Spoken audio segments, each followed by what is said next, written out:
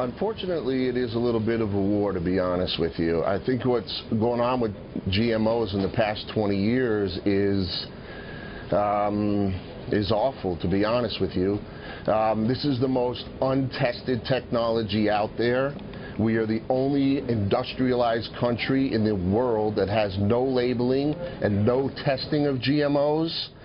And our government is not willing to do anything. Now, my biggest issue with this is I've seen firsthand what GMOs do to animals.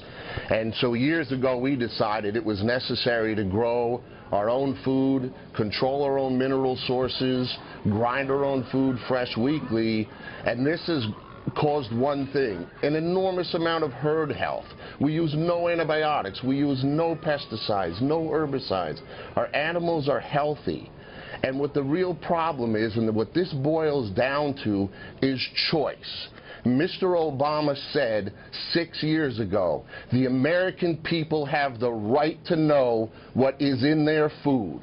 And since then, he has done nothing but appoint Monsanto cronies into all the highest positions, from the EPA, the FDA, you name it, the USDA, all the way down, and they have dictated the policy. Why we don't have the choice in this country to choose what is in our food is insanity.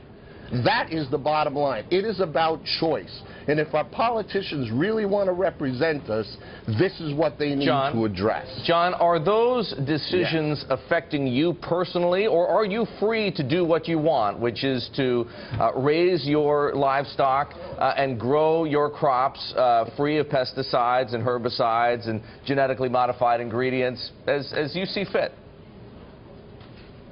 Well, no, because they have told us that they will not give crop insurance to non-GMO crops. Our corn seed this year came from Canada. There is no non-GMO corn seed to be found. Now, the farmers in Canada, by shipping non-GMO corn seed overseas, are getting $50 more a ton to ship to countries like Japan, China, Russia, countries that will not accept our corn. Imagine what this is doing to the farmers. So in your opinion, is what they're proposing to do in Connecticut, labeling the genetically modified components of whatever happens to be on the store shelves, would that solve the problem for everybody? So long as there's effectively freedom of information, would that be enough? Regardless of the testing, I mean, you know, you have an issue with the testing as well, but if everybody knew what the GMO components of any particular foodstuff happens to be, they could make the decision for themselves and choose whether to buy your product or somebody else's. Listen, I think that is absolutely fine. The bottom line is that we should just have the choice. If you want to eat McDonald's or a Slurpee, that is your choice. But if I go to the supermarket and I grab a box of crackers off the shelf, I want to know if that soybean or that canola oil comes from a genetically modified organism who has had very little testing and is sprayed with excessive amounts of Roundup, a known product that is regulated by our EPA. But John, I want to know. Not all GMOs are created equally, and this requires tons of research to get at some of the problems in specific ones in order to create the legislation. Would you agree?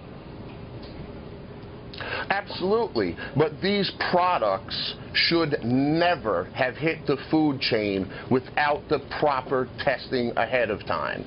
The legalese that has gone on over the past 20 years to allow them to slip through, and most recently the Monsanto Act, which bypasses judicial review. It bypasses any kind of review of these products and lets them go right to the field. And on top of that, Monsanto is given immunity from any kind of damage they do.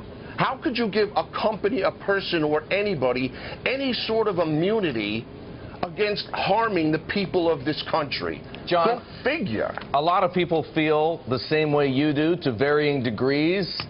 I, for example, insist on feeding my kids, hormone-free meat, and antibiotic-free milk, for example, and there are people who take it a good deal further, and I suspect that that's perhaps how you feel.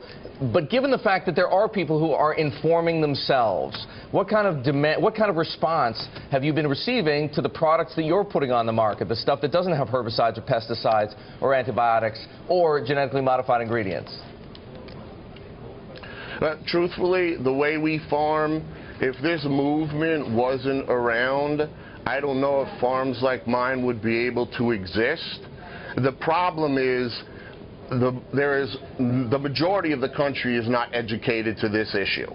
That is what the problem is. There is a small amount of people that choose to eat this way, and the majority of the country who think Walmart is a supermarket do not have the knowledge, or don't pay attention to it, I don't know, and that's something else, to understand what the potential risk factors of eating something like this is.